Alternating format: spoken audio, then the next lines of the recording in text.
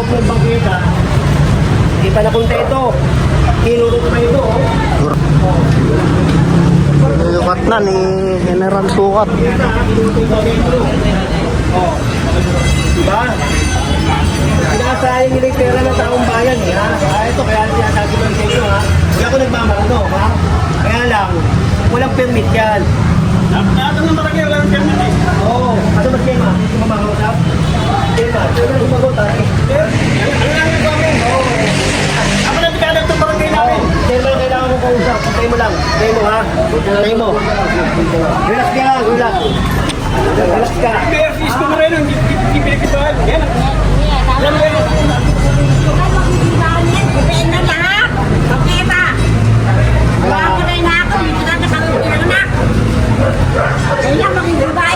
Construction, di ba?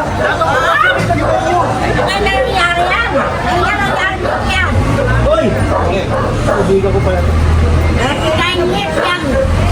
Wala na kaaral pa mga ako dito na kaya niya. Ano yung mga senior dito? Katatawagan ko na siya. Hindi ba rin na kayo magbibara ka niya? Naka-private to! Etong daan na to, right of way yan! Private yan both side na right of way to! Hindi ito bangketa, hindi daanan ng sasakyan! Never na ginawang daanan to ng sasakyan! Hello, boss. Boss, dito na kami. Hinantay ko lang yung tropa nyo, ha?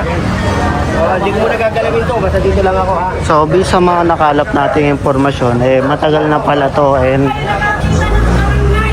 May sariling lupa ang bigay ng gobyerno. Kaya, bakit pa dyan mga nagsisitakbo? Nuuto nyo lahat ng tao. Pag manalo na kayo, titirahin nyo yung mga tao.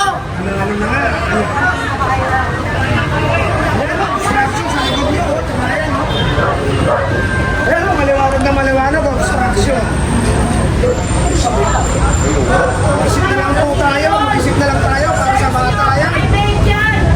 Hindi yan pag-aaral ng gobyerno. Manungkit sa gobyerno. Hindi ito. Public.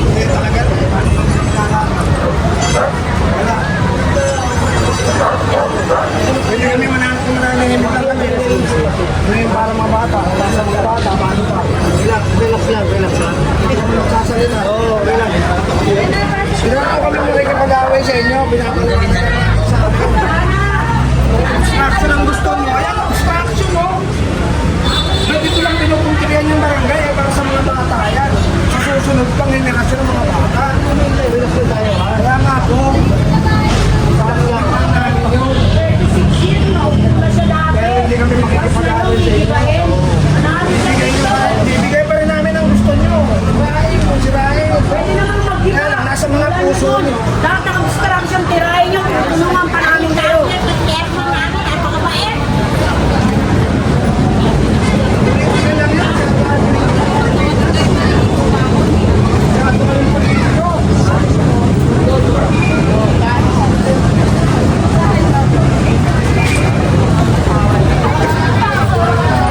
Dali lang yan.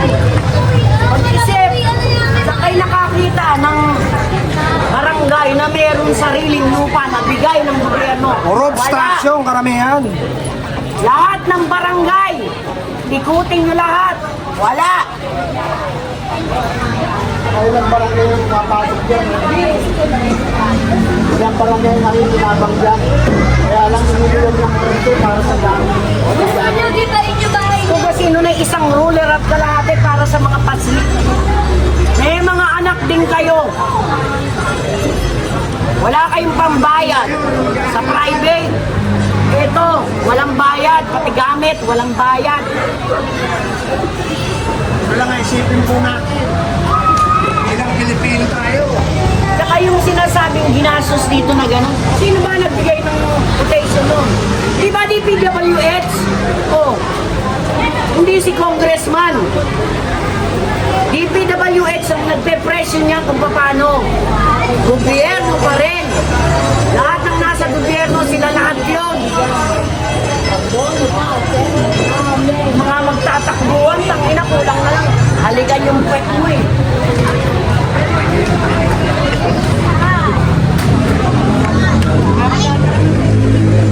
based sa mga napagkalaman natin, matagal na pala ito at mga bata pala yun nandito, parang hindi ko sure kung School Manila Child Development Center, and the same time parang barangay hall din, no? So ayun, ano lang natin kung ano yung nangyayari dito. Lahat ng barangay bibigyan ng sariling lupa para maitayo. Wala. Hindi na kaya. May mga estudyante dyan, oh. Kunan nyo! Ano na yung reklamo ng ano, tsaka yung lang dito. Ayun, dami ng construction nila.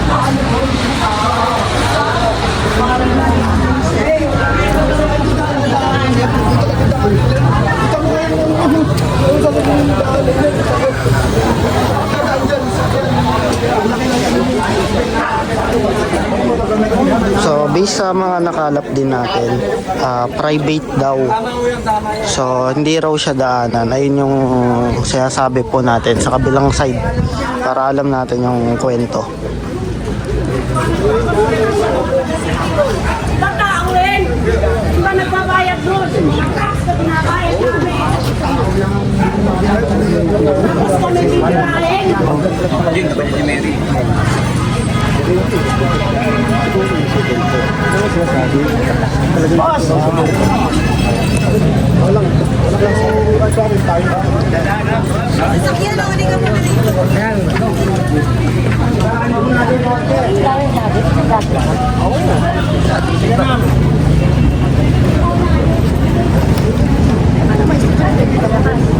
Wala, nandun. May mali nag-vlog. Kami ginagamit. Isang maraming tao.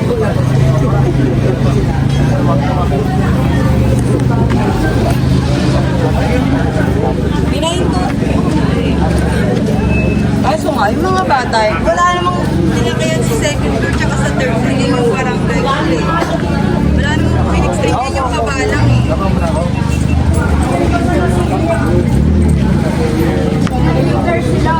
Dahil mas marami pong pasok na bata dyan dahil hindi lang po na bata na Pangkas na yun yung mga anak na bata.